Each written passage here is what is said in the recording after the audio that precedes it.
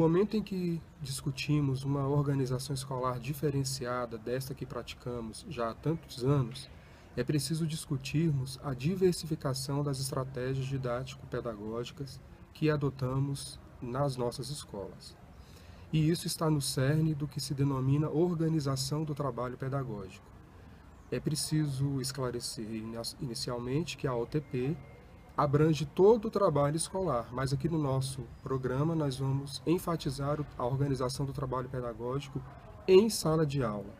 E nesse sentido é preciso entender que a aula não acontece apenas nos limites das quatro paredes. A aula é muito mais do que isso, é um espaço-tempo em que se dão as relações humanas, a interação entre professor e estudantes.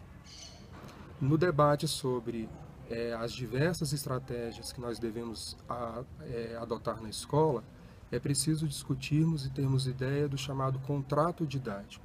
Nesse contrato didático, a gente conta com a participação dos estudantes. Eles não são mero coadjuvantes.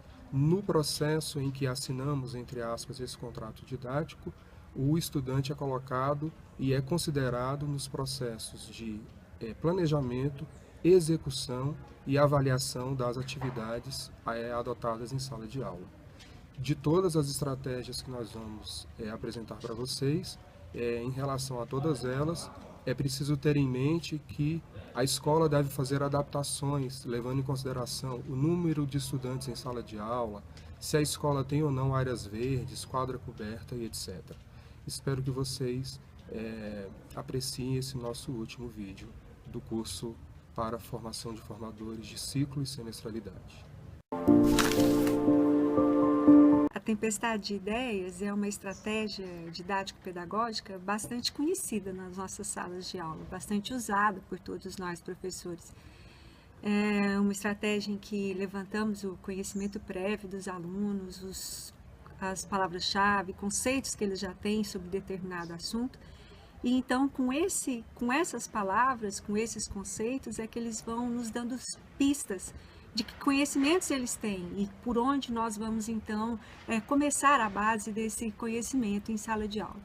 Mas mais do que isso, mais do que esse levantamento de ideias, a tempestade de ideias, que é conhecida da gente, o que é interessante é pensarmos, então, na nossa pedagogia histórico-crítica e levantarmos a tempestade de ideias como sendo a prática social inicial dos nossos estudantes. Por onde nós vamos começar a desenhar um conhecimento, um novo conteúdo que a gente vai alicerçar em sala de aula. A Philips 66 é uma estratégia que consiste em organizar em 6 grupos de 6 estudantes durante 6 minutos para debater determinado tema.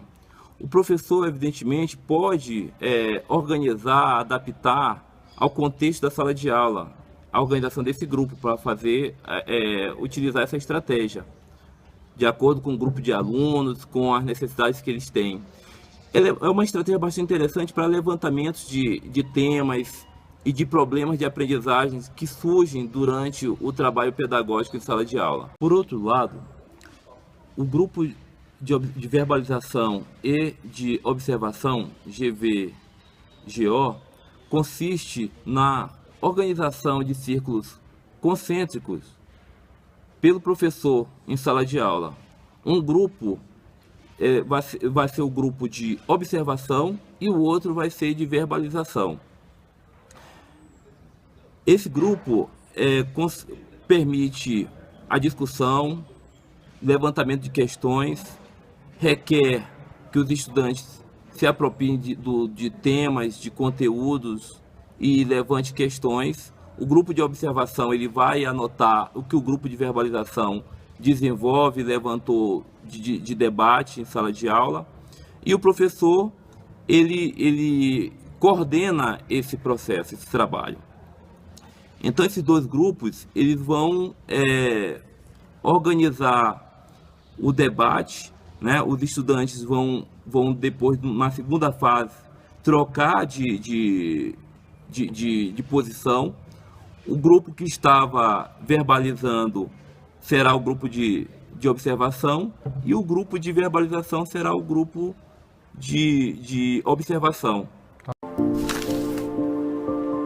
O reagrupamento é uma estratégia didática que pode melhorar a organização do trabalho pedagógico na sala de aula e na escola.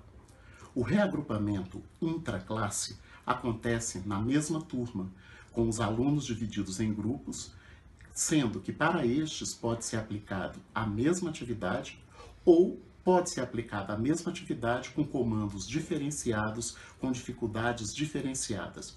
O importante desse reagrupamento é que o professor demonstre que tem acompanhado as aprendizagens e que procura, por meio dessa estratégia, fazer uma gestão melhor do currículo para que todos aprendam. O outro reagrupamento é o reagrupamento interclasses. Neste caso, os estudantes podem ser agrupados com outros colegas do mesmo ano ou de anos diferentes, no mesmo turno ou até em turnos contrários, dependendo da posição, da organização da escola e da comunidade escolar também. Nesse caso, o professor que envia os estudantes registra esse envio e o professor que recebe também registra esse recebimento.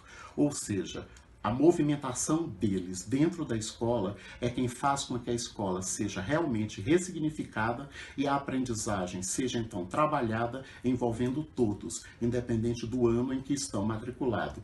Isso já é um grande diferencial. O projeto interventivo é uma estratégia que se destina a estudantes com dificuldades de aprendizagem. Para elaborar esse projeto, os docentes devem levar em conta, em primeiro lugar, qual é o grupo de estudantes que deve ser atendido pelo projeto e quais são as necessidades de aprendizagem desses estudantes. Em seguida, é preciso listar os objetivos do projeto, como ele será desenvolvido e as estratégias de avaliação, tanto dos estudantes como do projeto propriamente dito. O projeto interventivo, exatamente porque ele é uma intervenção, ele tem um caráter provisório, portanto, ele precisa ter um tempo de duração, uma data de início e uma data de término, exatamente por esse caráter provisório. Ele pode durar algumas semanas, alguns meses até, só que também não deve ser muito longo, porque é o momento em que as estratégias vão ser, no momento em que as aprendizagens vão ser alcançadas, e deve haver um tempo para isso. Ele também tem um caráter, além de provisório, flexível. Se os professores responsáveis pelo projeto julgarem necessário, o projeto pode sofrer ajustes, sempre tendo em vista as aprendizagens dos estudantes.